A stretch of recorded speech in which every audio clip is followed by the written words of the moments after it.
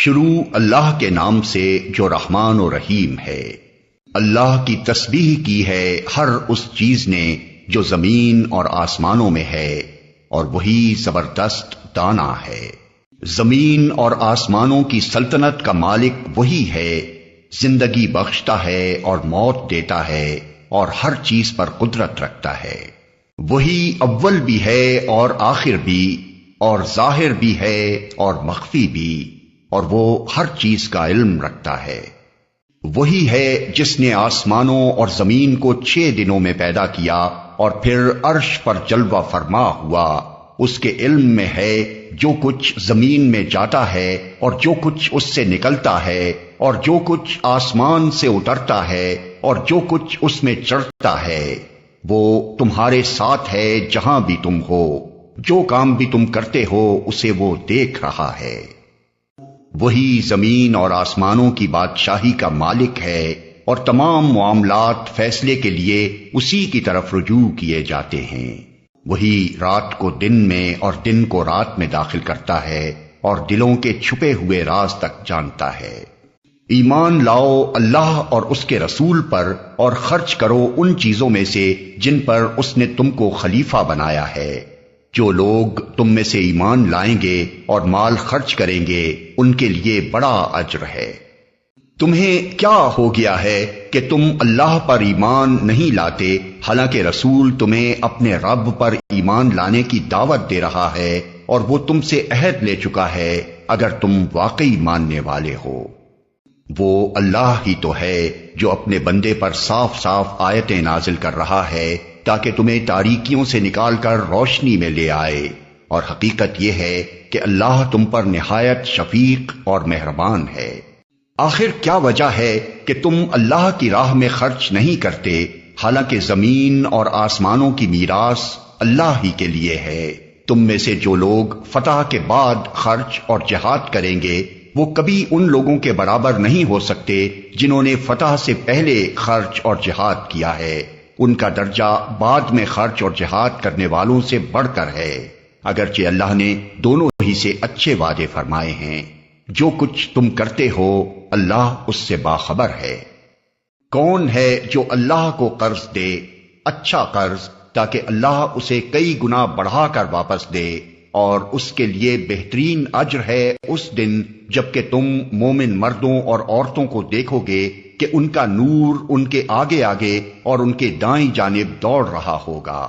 ان سے کہا جائے گا کہ آج بشارت ہے تمہارے لیے، جنتیں ہوں گی جن کے نیچے نہریں بہ رہی ہوں گی، جن میں وہ ہمیشہ رہیں گے۔ یہی ہے بڑی کامیابی۔ اس روز منافق مردوں اور عورتوں کا حال یہ ہوگا کہ وہ مومنوں سے کہیں گے ذرا ہماری طرف دیکھو تاکہ ہم تمہارے نور سے کچھ فائدہ اٹھائیں، مگر ان سے کہا جائے گا پیچھے ہٹ جاؤ، اپنا نور کہیں اور تلاش کرو۔ پھر ان کے درمیان ایک دیوار حائل کر دی جائے گی جس میں ایک دروازہ ہوگا، اس دروازے کے اندر رحمت ہوگی اور باہر عذاب۔ وہ مومنوں سے پکار پکار کر کہیں گے کیا ہم تمہارے ساتھ نہ تھے؟ مومن جواب دیں گے ہاں، مگر تم نے اپنے آپ کو خود فتنے میں ڈالا، موقع پرستی کی شک میں پڑے رہے اور جھوٹی توقعات تمہیں فریب دیتی رہیں، یہاں تک کہ اللہ کا فیصلہ آ گیا، اور آخر وقت تک وہ بڑا دھوکے باز تمہیں اللہ کے معاملے میں دھوکہ دیتا رہا۔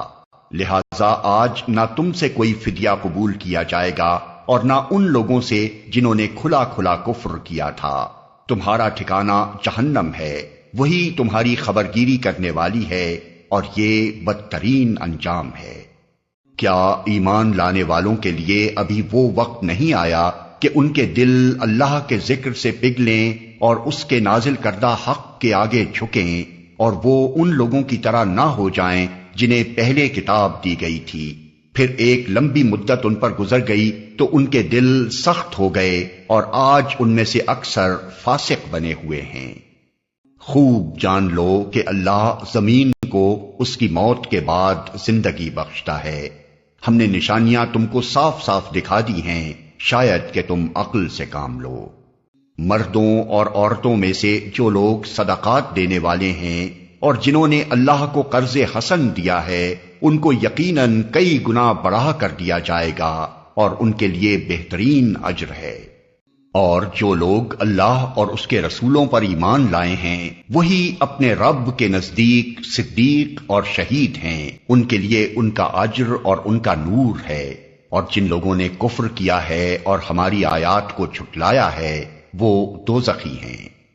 خوب جان لو کہ یہ دنیا کی زندگی اس کے سوا کچھ نہیں کہ ایک کھیل اور دل لگی اور ظاہری ٹیپ ٹاپ، اور تمہارا آپس میں ایک دوسرے پر فخر جتانا اور مال و اولاد میں ایک دوسرے سے بڑھ جانے کی کوشش کرنا ہے۔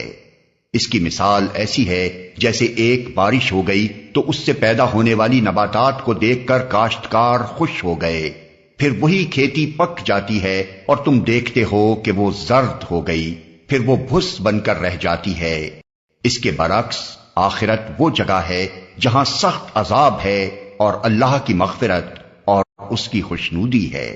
دنیا کی زندگی ایک دھوکے کی ٹٹی کے سوا کچھ نہیں۔ دوڑو اور ایک دوسرے سے آگے بڑھنے کی کوشش کرو اپنے رب کی مغفرت اور اس جنت کی طرف جس کی وسعت آسمان و زمین جیسی ہے، جو مہیا کی گئی ہے ان لوگوں کے لیے جو اللہ اور اس کے رسولوں پر ایمان لائے ہوں۔ یہ اللہ کا فضل ہے، جسے چاہتا ہے عطا فرماتا ہے، اور اللہ بڑے فضل والا ہے۔ کوئی مصیبت ایسی نہیں ہے جو زمین میں یا تمہارے اپنے نفس پر نازل ہوتی ہو اور ہم نے اس کو پیدا کرنے سے پہلے ایک کتاب میں لکھ نہ رکھا ہو۔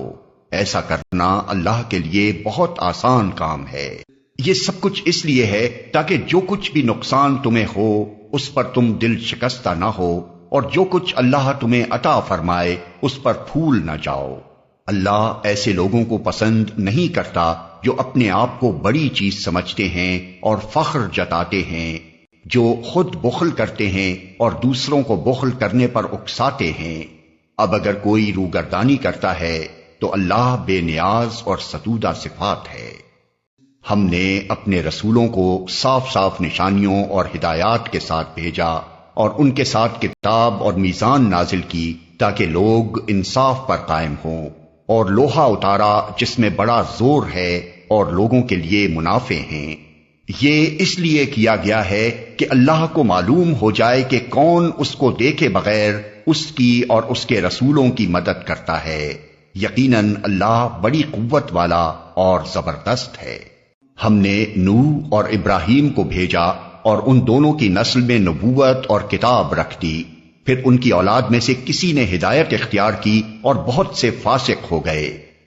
ان کے بعد پے در پے ہم نے اپنے رسول بھیجے، اور ان سب کے بعد عیسیٰ ابن مریم کو مبعوث کیا اور اس کو انجیل عطا کی، اور جن لوگوں نے اس کی پیروی اختیار کی ان کے دلوں میں ہم نے ترس اور رحم ڈال دیا، اور رحمانیت انہوں نے خود ایجاد کر لی، ہم نے اسے ان پر فرض نہیں کیا تھا، مگر اللہ کی خوشنودی کی طلب میں انہوں نے آپ ہی یہ بدعت نکالی، اور پھر اس کی پابندی کرنے کا جو حق تھا اسے ادا نہ کیا۔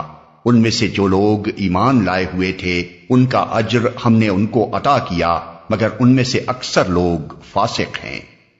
اے لوگو جو ایمان لائے ہو، اللہ سے ڈرو اور اس کے رسول محمد صلی اللہ علیہ وسلم پر ایمان لاؤ۔